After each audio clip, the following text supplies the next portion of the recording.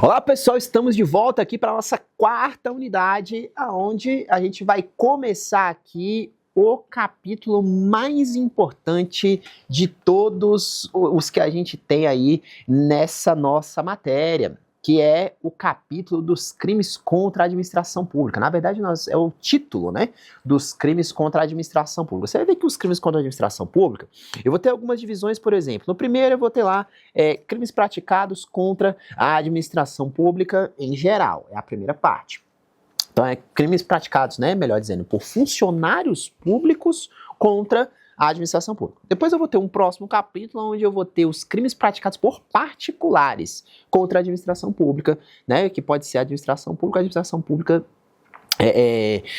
brasileira aí. E eu vou ter um outro, onde eu vou ter a parte relacionada aos crimes praticados contra a administração pública estrangeira e, por fim, eu vou ter o capítulo dos crimes praticados contra a administração da justiça, certo? Então vamos comentando quanto a isso aí, porque assim, exatamente por conta da administração pública ser o capítulo mais importante, o título mais importante, nós teremos nessa unidade um pouco sobre eles e na unidade seguinte teremos o restante deles, tá? E a gente vai começar a conversar um pouquinho aqui sobre os crimes ou os principais crimes previstos aí no capítulo 1, que são os crimes praticados por funcionário público contra a administração pública. Presta atenção numa coisa, eu sempre procuro falar isso no início dos capítulos, porque esse tem que ser um norte que fica na nossa cabeça nesse momento. Como assim? Quando eu olho para esse capítulo aqui, onde está escrito, ó, crimes praticados por funcionário público contra a administração em geral. Aqui, todos os crimes têm um pressuposto importante. Qual que é? Eu só posso cometer ou praticar ou ser processado por esses crimes aqui se eu for funcionário público, certo? E aí você vai perceber o seguinte, todos eles, então, o que eu quero dizer com isso? São crimes próprios, ou seja, somente funcionário público pode cometer. E aí eu vou te dar uma dica muito importante. Funcionário público não é o que você acha que é. O Código Penal trouxe o que é funcionário público para ele, que é o que importa, tá? É o conceito que está no 327 lá, ó. Dá uma olhada. Considera-se funcionário público, então toda vez que a gente fala sobre os crimes aí praticados por funcionário público contra a administração em geral, a gente está falando desses aqui. E aí veja, considera-se funcionário público para efeitos penais quem, embora transitoriamente ou sem remuneração, exerce cargo, emprego ou função pública. Transitoriamente ou sem remuneração, pode ser o jurado, por exemplo, lá no dia do tribunal do júri, pode ser o mesário da eleição, pode também. E a gente segue. Ele trouxe essa primeira ideia básica, ele trouxe mais, ó. Equipara-se a funcionário público quem exerce cargo, emprego ou função em entidade paraestatal e quem trabalha para empresa prestadora de serviço contratada ou conveniada para execução da atividade típica da administração pública. Então eu posso ter aqui, por exemplo, quem, meu caro? Eu posso ter aqui, por exemplo, uma empresa de vigilância que foi contratada? Posso. Posso ter empresa de limpeza que foi contratada? Posso. Eu posso ter o estagiário aqui nesse meio? Posso também, certo? Então você vai ver que eu tenho aí, o conceito de funcionário público é um conceito amplo, tá? Não é só aquele que tem vínculo por cargo em confiança ou função comissionada, aquele que passou no concurso público, aquele que foi nomeado, não é só esse não, tá? São esses e outros também, certo? Que exercem aí transitoriamente ou não, remunerado ou não, certo? E aí, aqui no 327 vale a gente comentar, que a pena será aumentada da terça parte quando os autores dos crimes previstos nesse capítulo forem ocupantes de cargos em comissão ou de função de direção, assessoramento da administração direta, sociedade de economia mista, empresa pública ou fundação instituída pelo poder público. E veja só, aqui, pena de 1/3, caso seja, por exemplo, o diretor-presidente de uma autarquia, certo? Vai ficar pior para mim, né? Então, se eu for o número 1, né? Ali, aquele que estou na direção, não é isso? Ou se eu tenho função comissionada, vai sobrar para mim aí mais 1/3 de pena, certo? E aí a gente segue entendendo que, já que o Código Penal trouxe para nós aqui a ideia de que o que ele quis dizer quando ele fala da ideia de funcionário público, a gente começa a adentrar agora. E o primeiro crime que a gente vai comentar é o crime de peculato. No meu crime de peculato eu tenho lá o apropriar-se o funcionário público de dinheiro, valor, qualquer outro bem móvel público ou particular de que tenha posse em razão do cargo ou desviá-lo em proveito próprio ou alheio. Eu tenho 3 tipos de peculato, tá? Pena de 2 a 12 pra você saber, inclusive pena modificada, tá? Que era 2 a 10 virou 2 a 12. Mas veja só o que eu preciso te dizer. Quando a gente fala do crime de peculato, eu tenho 3 tipos de peculato. O chamado peculato apropriação, peculato furto e peculato desvio. No meu peculato apropriação, eu tenho posse de alguma coisa da administração pública e não quero devolver. Por exemplo, estou eu lá com um computador da administração pública que me foi fornecido para que eu prestasse meu serviço. E aí chega a hora de devolver, eu não. Esse computador que vai ficar comigo, eu quero isso. Apropriar-se quer dizer ânimo de assenhoramento. É a vontade de ficar para si, certo? Eu não fui lá e tomei nada da administração pública, não. Foi me dado de boa fé, igual a questão do computador fornecido e tudo mais. E na hora de devolver, eu peguei e falei, não vou devolver, certo? Esse é o peculato apropriação. Eu tenho o peculato desvio, né? Que é o que eu costumo didaticamente falar de famosa divisão do pica-pau. Como assim? Chegou aqui um caminhão de resma de papel, né, que os incas usavam. Chegou aqui uma resma de papel para administração pública. O que é que eu faço? A divisão do pica-pau, ó. 1 para mim, 1 para você. 2 para mim, 2 para você. Ó, eu desviando aqui, ó. A carga que tá indo para administração pública, eu pego e começo a tirar uma parte para mim, né, meu amigo? É disso aqui que nós estamos falando do peculato desvio, tá? E o famoso peculato furto. Esse daí, na verdade, é aquele que clandestinamente pega algum bem da administração pública e aí fica para si. Mas aqui, qual é a ideia da diferença do peculato apropriação para o peculato furto? No meu peculato apropriação, eu tenho um agente que recebeu de boa fé e quer ficar para si. Ele quer se assenhorar daquilo ali, quer ficar para ele. No peculato furto, ele foi lá e tomou clandestinamente, certo? Ele chegou lá e falou, o quê? Se aproveitou, ó, foi lá e rapou o computador da administração pública para si. Certo? Esse aqui é o peculato furto. Reclusão de 2 a 12 e multa, tá aí. E aqui eu também tenho uma conduta equiparada, ó. Aplica-se a mesma pena, que quer dizer incorre nas mesmas penas, né? Conduta equiparada. Se o funcionário público, embora não tenha posto do dinheiro, valor bem, o subtrai ou concorre para que seja subtraído em proveito próprio, ela é valente da facilidade que proporciona a qualidade de funcionário. Então a questão é a seguinte, se fosse uma questão que para mim ou para você não tá muito fácil, para ele vai estar porque ele é funcionário público. Então, peraí que eu também vou ter o cometimento do crime de peculato por essa pessoa. Certo? Por quê? Porque ele só conseguiu aquilo ali porque ele tem uma coisa que a gente não tem, que é o quê? O cargo de funcionário público. Certo? Então, se isso aconteceu, você vai ver que ele também está sujeito a essa pena aí. Certo? E aí, seguindo, você vai ver aí a previsão do chamado peculato culposo. O crime de peculato é um dos crimes que admite a forma culposa, porque lembra da excepcionalidade do crime culposo? Você vai ver que o legislador foi lá e contou para nós o quê? Que ele admite a modalidade culposa. Então, beleza, teremos a modalidade culposa nesse caso aí, certo?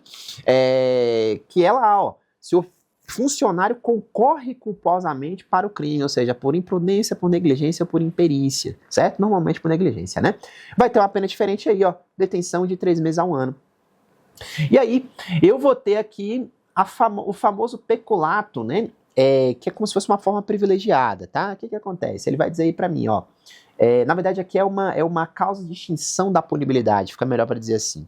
Ele vai dizer lá pra mim, ó, no caso do parágrafo anterior, ou seja, se ele é culposo, peculato culposo, a reparação do dano se precede a sentença irrecorrível e extingue a punibilidade. Se é posterior, reduz a pena pela metade. Aqui eu tenho uma causa de extinção da punibilidade, então presta bem atenção. Cometi peculato culposo, certo? Ou seja, eu facilitei que alguém cometesse o peculato, né? Ou, de alguma maneira, eu ajudei, né? Por exemplo, sou eu o vigilante de um órgão público, e aí chega lá um funcionário no domingo à tarde para falar assim, não, o chefe pediu para pegar algumas resmas aí e tudo mais, você pode me ajudar? Peraí, meu amigo, tem algum equívoco nessa história? Eu não sei se tem, mas tá estranho, né? O que o funcionário tá fazendo aqui domingo à tarde pegando bens da administração, certo? Então, se tá estranho e eu continuo indo assim, é peculato culposo. Vou estar sujeito a uma pena de 3 meses a 1 ano. Acontece que, se eu pego, tanto eu que concorri, quanto aquele que cometeu junto, pegar e pagar, né, ressarcir o valor relativo àquele prejuízo, ocorre a extinção da punibilidade. Mas se eu isso antes de acontecer o quê? Antes de acontecer o trânsito em julgado da sentença penal condenatória. Então, se antes da sentença eu pagar, ressarcir, reparar o dano, restituir, eu vou ter aqui o quê? A extinção da punibilidade. Se eu fizer isso depois do trânsito, ou seja, já vai executar minha pena, aí eu vou e pago. Aí eu vou ter minha pena reduzida na metade. Não é de até a metade, é na metade, tá? Conforme previsão do parágrafo 2º aí do 312, certo? Outro crime aqui também comum desse capítulo, inserção de dados falsos em sistema de informação, 313A, que alguns chamam aí de estelionato eletrônico e assim por diante. O que acontece? Aqui, o funcionário público ele tem, por exemplo, algum tipo de atribuição para pegar e, digamos, cadastrar benefícios, né? Vou contar de um caso aqui que eu já até analisei. Ele tem aí a atribuição de cadastrar benefícios previdenciários, por exemplo, nos sistemas lá do INSS. E aí ele cria lá um monte de benefício e tudo mais, acontece que esses beneficiários, eles não existem. Certo? São beneficiários falsos. Então ele inseriu no sistema do INSS dados que são falsos. É o crime do 313A. Está sujeito também a uma pena de 2 a 12 aí, com essa ideia. E veja que aqui eu tenho a maioria dos crimes contra a administração pública praticados por funcionário público, eles são crimes que a gente classifica como crimes formais. O que quer dizer crime formal? Crime formal é aquele que o legislador até previu o resultado dele, mas a ocorrência desse resultado ou não, ela é dispensável. Igual esse daqui, ó, dá uma olhada, do 313A que eu estava comentando.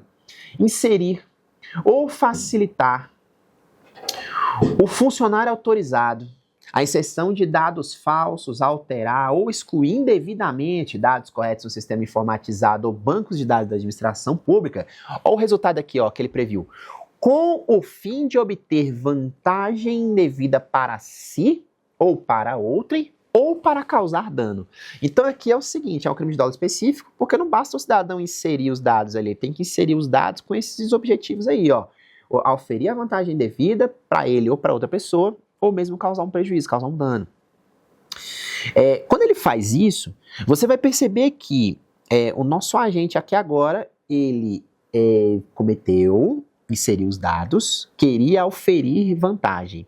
Só que ele obter essa vantagem indevida ou causar dano é dispensável para a consumação do crime. Isso que é crime formal. Você vê que o legislador trouxe o resultado, e quando ele trouxe o resultado, ele disse, olha, tem uma situação aí que, né, você vai perceber que eu queria isso, mas eu não obtive isso, então eu posso ser absolvido, certo? Pode não. Porque tão só conduta de inserir os dados falsos no sistema da administração com esse fim, ainda que esse fim não seja alcançado, já consuma o crime. Isso que é crime formal, certo? Crime de resultado previsto, porém dispensável. Tá certo? Vamos seguindo aqui, ó. O que mais eu tenho aqui? Outro crime importante da gente comentar, lá no 316. Eu vou aproveitar e vou comentar o 316 com o 317, porque a gente precisa fazer um paralelo entre eles, tá? No 316, eu tenho o crime de concussão.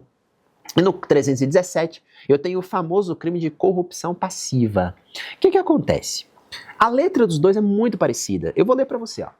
Exigir para si ou para outrem, direta ou indiretamente, ainda que fora da função antes de assumi-la, mas em razão dela, vantagem indevida, pena 2 a 12. Aí olha o 317. Solicitar ou receber, para si ou para outrem, direta ou indiretamente, ainda que fora da função antes de assumi-la, mas em razão dela, vantagem indevida ou aceitar a promessa de tal vantagem. Qual que é a diferença de entre os dois aqui? Aqui, de qualquer maneira, eu estou querendo ver o servidor, né? O funcionário público está querendo o quê? Obter alguma vantagem em relação a isso aí. Mas qual que é a diferença dos dois? A ação, a forma da ação. Olha o verbo da concussão. A concussão ela traz o verbo exigir. E a corrupção passiva traz os verbos solicitar, receber ou aceitar a promessa. Certo? O que isso quer dizer? Quando eu olho para o exigir, quando o cidadão ele exige a vantagem indevida, né, para poder praticar ou deixar de praticar um ato de ofício, eu estou falando aqui do funcionário que disse claramente, por exemplo, um policial aí, rodoviário federal, encontrou um caminhoneiro, né, que estava com 12 pneus carecas, não é isso? Tipo quase todos da carreta.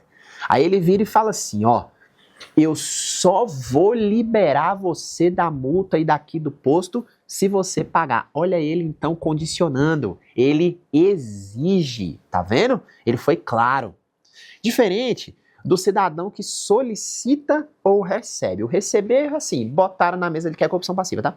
Botaram na mesa dele, ele, né, tranquilo e tudo mais, e pegou, certo? Recebeu a vantagem aí, daqui a pouco o ato de ofício aparece praticado ou não praticado, conforme for o interesse. Só que eu tenho o verbo solicitar também. Solicitar e exigir são duas coisas diferentes. Exigir, tá vendo o agente sendo mais ostensivo e sendo claro, condicionando? Aqui no solicitar não, aqui no solicitar ele é discreto, entendeu? Ele vai pelas beiradas. Ele olha e fala assim, não, mas tá difícil, né? O poder público aí tá pagando pouco pro funcionário público. Tem o material escolar das crianças, né? Tem o imposto aí do carro, IPVA. Não sei como é que vai ser, mas de repente você pode me ajudar a te ajudar, não é isso? Você vê que hora nenhuma ele deixa, ele fala o que ele quer, né? Ele exprime o que ele quer, mas ele vai ali, então ele está solicitando uma vantagem, tá vendo? Diferente do exigir, que ele foi lá e claramente disse, eu quero a vantagem indevida, senão eu não pratico ou eu deixo de praticar o ato de ofício. Percebeu a ideia? Então essa é a diferença grande aí entre a concussão e a corrupção de natureza passiva. A pena dos dois, inclusive, é igual, reclusão 2 a 12 e multa, tá? E aí, partindo mais para detalhes da corrupção passiva, eu vejo lá, né, mais algumas ideias aí, ó. Aumento de pena de 1/3, né? Se em consequência da vantagem indevida, o funcionário retarda ou deixa de praticar qualquer ato de ofício ou pratica infringindo dever funcional. Aqui é quando você vai ver que o funcionário agora, além de praticar isso aí, ele cometeu também infração administrativa ao mesmo tempo, certo? Então você vai perceber aqui de uma forma muito simples, tá? Porque aqui o tipo de corrupção passiva, o tipo penal da corrupção passiva é um tipo complexo, certo? E exigiria aí uma incursão muito maior sobre ele. Mas você vai ver que aqui eu tenho pena de 1/3 aí, se aquele dever dele ali que foi praticado, certo? Ou que deveria ter sido praticado, também viola uma questão administrativa. Lembra que as instâncias são separadas? Instância administrativa é uma, penal é outra, civil é outra. E ele pode resolver o mesmo fato nas três, certo? Sem que isso dê o chamado bis in idem, tá? O que mais?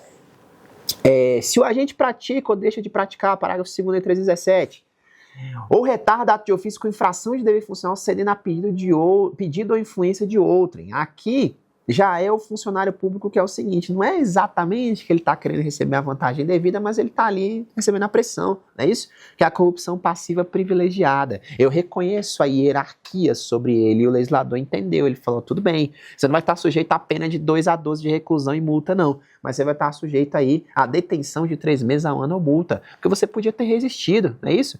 Ah, mas eu fiquei com medo, fui ameaçado, podia perder emprego. Tudo bem, meu amigo, a gente tem meios para te reintegrar ao seu emprego depois, caso a gente verifique que houve essa coação e tudo mais. Você podia ter se segurado. Mas eu também entendo que é humano ter esse medo e tudo mais, então ele meio que deixa nas entrelinhas ali, e não é que ele pune igual ao 2 a 12, mas também não deixa barato. Tem uma pena aí só para sentir o caráter pedagógico da pretensão punitiva do Estado, tá certo? O que mais eu tenho aqui? Outro delito importante aí, ó, 319, crime de prevaricação. Crime esse erroneamente interpretado por um monte de gente. Porque veja só, muita gente olha para o crime de prevaricação de 319 e pensa que não, praticar prevaricação é só deixar de praticar o meu dever de ofício, não é? É não, meu amigo. Porque ele também é um crime de dolo específico. Como assim um crime de dolo específico?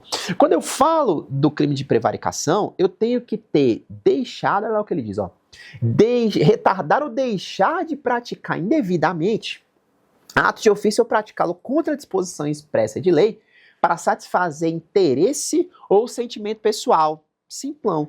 Vou deixar de instaurar um inquérito porque o caboclo que foi o suposto autor do crime aqui é meu brother.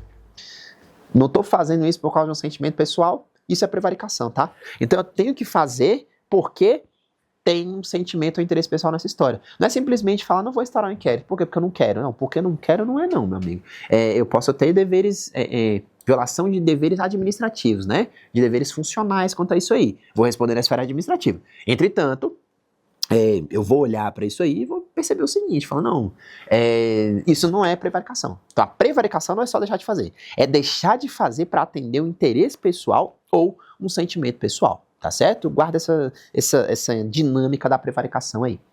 E aí, vem aí uma forma nova de prevaricação, né, que é lá, ó, deixar o diretor de penitenciária, crime próprio, tá, também, é próprio do próprio, né, e ou agente público, de cumprir seu dever de vedar ao preso o acesso a aparelho público, aparelho telefônico, melhor dizendo, de rádio ou similar que permita a comunicação com outros presos no ambiente externo. Isso aqui simplão, o diretor do presídio deixou os presos, ó, ficarem lá no iPhone, celular, ligando, WhatsApp e tudo mais. Pode? Não pode, amigo. Tá aqui o crime com 3 meses a 1 ano de detenção de pena, certo? Isso aqui é específico para o diretor de presídio ou para aqueles agentes prisionais que trabalham aí no interior e permitem essa situação, tá certo? Então, é o crime de prevaricação aí também, mas é uma modalidade diferenciada de prevaricação. E aí eu vou ter aqui a tal da condescendência criminosa. Esse daqui é o crime do samaritano, né, amigo? Como assim o crime do samaritano? É porque ele tem dó, né? Ele tem dó da pessoa. Dá uma olhada, por que eu tô falando que ele tem dó? Olha aqui. Deixar o funcionário por indulgência, tá vendo? De responsabilizar subordinado que cometeu infração no exercício do cargo ou quando lhe falte competência, não levar o fato ao conhecimento da autoridade pública. Por que ele é o samaritano aqui, amigo? Porque essa expressãozinha indulgência é quando ele tá com dó, tá? É quando ele tá ali tentando perdoar, né? Tentando agir de maneira a não prejudicar o outro. E aí veja a leitura disso aqui. Então, por exemplo, o caboclo é diretor do estabelecimento prisional e tinha que apurar lá um determinado fato dentro do estabelecimento prisional. E ele fala, não, pô, o cara precisa, eu não vou ferrar com a vida dele e tudo mais, né? Isso dá o crime de condescendência criminosa, tá? É a ideia de como se eu estivesse sendo aí o quê? Conivente com a prática de infrações penais ali no interior daquele estabelecimento prisional ou da repartição pública da qual eu tô falando, né? Que eu sou o chefe aí, certo? O que mais que eu tenho aqui? Muito comum esse aqui, ó, muito bom, advocacia administrativa. O que é advocacia administrativa, amigo? Olha lá, ó, patrocinar direto ou indiretamente interesse privado perante a administração pública valendo da qualidade de funcionário, detenção de 3 meses ou multa. E se o interesse é ilegítimo, detenção de 3 meses a 1 ano, mais a multa. Então vamos lá. Primeiramente eu estou falando do seguinte, o que é advocacia administrativa? Sou eu servidor público, certo? E minha família, por exemplo, tem um mercado ali, certo? A administração pública, ela pode adquirir alguns bens, pequenas quantidades para o giro do dia a dia ali, sem precisar de licitação, certo? Então, por exemplo, vamos dizer que a nossa repartição pública aqui é pequena, tem 6 funcionários mais ou menos, e a gente precisa aí, vai comprar café, certo? Café. E aí, o que acontece? Eu vou e falo, bom, eu aproveito o mercado da minha família e levo pro meu chefe o seguinte, falo, não, compra nesse mercado aqui, é melhor, vai ter um preço melhor e tudo mais. Eu tô levando um interesse privado para dentro da administração pública. Mas qual que é o problema disso? Isso aqui é desleal, né, amigo? Por que é desleal? Porque o outro dono do mercado não tem ninguém lá que é funcionário para poder estar lá perto do chefe e falar, não, compra nesse mercado aqui e tudo mais. Ou eu, né, de uma forma muito simples aqui para você entender. Olha eu patrocinando o interesse privado, me valendo da condição de servidor público, ou seja, aquilo que me coloca num lugar que facilite o interesse privado que eu estou querendo privilegiar. Tá certo? Esse é o crime do 321 do Código Penal com a advocacia administrativa. E aí, seguindo mais um pouco aí, né, para a gente poder continuar conversando aí sobre esse capítulo, eu vou encontrar lá ainda, né, coisa que é comum aí no 325, que é uma coisa que é muito importante para que funcionário público saiba, tá, meu filho? O que é? Violação de sigilo funcional. Tudo que você ficou sabendo, porque você era funcionário público, você tem o dever de guardar, certo? Então, olha só, tá percebendo que toda vez a gente está comentando alguma coisa aqui que a facilidade de ser funcionário público é a situação exatamente que bate em cima disso daí? Então você vai ver que é como se eu estivesse falando de uma deslealdade mesmo, tá? Tô me aproveitando disso aí, porque eu sou funcionário público, eu tô mais próximo, né? Para mim tá mais fácil, eu tenho mais acessos, eu tenho mais liberdade para poder trabalhar aí a infração penal que eu pretendo, tá? Então você vai ver que aqui na violação do dever funcional não é diferente. Olha lá, ó, revelar fato de que tem ciência em razão do cargo e que deve permanecer em segredo ou facilitar-lhe a revelação. Por exemplo, você aí é funcionário de um órgão de fiscalização do governo e o governo preparou uma operação de fiscalização. Daqui a pouco você fica sabendo, vai lá e faz o quê? Conta exatamente para o interessado na investigação, certo? Na verdade, para aquele que vai ser fiscalizado, melhor dizendo. Olha aí você violando o dever funcional. Por que você ficou sabendo? Porque você está escalado para trabalhar na operação amanhã. Aí daqui a pouco, quando passar ali o briefing da operação, aí passaram o briefing, você pega o briefing da operação e fala, ó, amanhã vai ter aí avisa lá pro dono da lanchonete lá, você vai lá e avisa pra ele, fala, amanhã vai ter uma operação de fiscalização aí, tá? Então ajeita tudo aí, maquia o que tiver que maquiar, arruma aí que a fiscalização vai passar aqui e vai fechar se não tiver certo. Como é que você ficou sabendo disso, meu cara? Você ficou sabendo disso porque isso era um segredo funcional, certo? Isso é uma das formas de violação do sigilo funcional. Pode ser também eu pegar e comentar uma sindicância, por exemplo, lá fora? Pode. Tô eu trabalhando na sindicância ali, daqui a pouco eu vou lá e ó, saio e comento. Não precisa só comentar só com o interessado não, tá? Você pode comentar com qualquer pessoa e isso virar público, né? Isso, né, sair dali violado. Não pode, tá? Não pode, violação do sigilo funcional. Funcionário público, além de guardar a ideia da probidade, tem que guardar a moralidade e isso faz parte disso faz parte guardar o sigilo daquilo que ele conhece em razão do fato de ser funcionário público. Tá certo? Está sujeito a uma pena de detenção de 6 meses a 2 anos aí, é menor potencial ofensivo ou a multa. Se o fato não constitui crime mais grave, é porque aqui eu tenho o chamado tipo penal subsidiário. O tipo penal subsidiário é que se não acontecer outra coisa, se isso aqui não constituir outra coisa pior, aí eu caio nesse crime aqui. Então só cai aqui se não cair em outros ou não aparecer em outros delitos, tá? E o que eu preciso te dizer a mais aqui, ó? Dentro desse sistema, eu vou ter aí umas contas equiparadas. Ele fala lá, permite, facilita, mediante atribuição, fornecimento, empréstimo ou qualquer senha, pessoas não autorizadas, sistema de informação e banco de dados da administração. Falando, deixa eu te emprestar aqui minha senha do INSS aqui para tu dar uma consultada na sua vida. Fala, não, meu amigo, não. Aí não sou eu que estou violando o segredo, mas estou passando para você ter acesso à informação. Não pode não, tá? O que mais? Ou se utiliza indevidamente do acesso irrestrito. Opa, eu tenho aqui alguns acessos ao INSS, ó. Aos sistemas do INSS, por exemplo. Eu vou usar aqui para poder saber, por exemplo, situação previdenciária de uma pessoa X. Eu tenho aí o quê? O acesso é restrito, mas eu usei indevidamente. Também estou em curso nessas penas aí, certo? Se a partir do que eu fizer resultar algum dano para a administração pública ou para alguma pessoa, a minha pena, que era de detenção de 6 meses a 2 anos, passa a ser de reclusão de 2 a 6, exatamente pelo prejuízo, pelo dano que eu causei. Tá certo? Então, agora é aquela hora que a gente vai levantar aí, dar uma espreguiçada e você vai voltar comigo logo para a nossa continuidade do estudo aí dos crimes contra a administração pública. Até mais!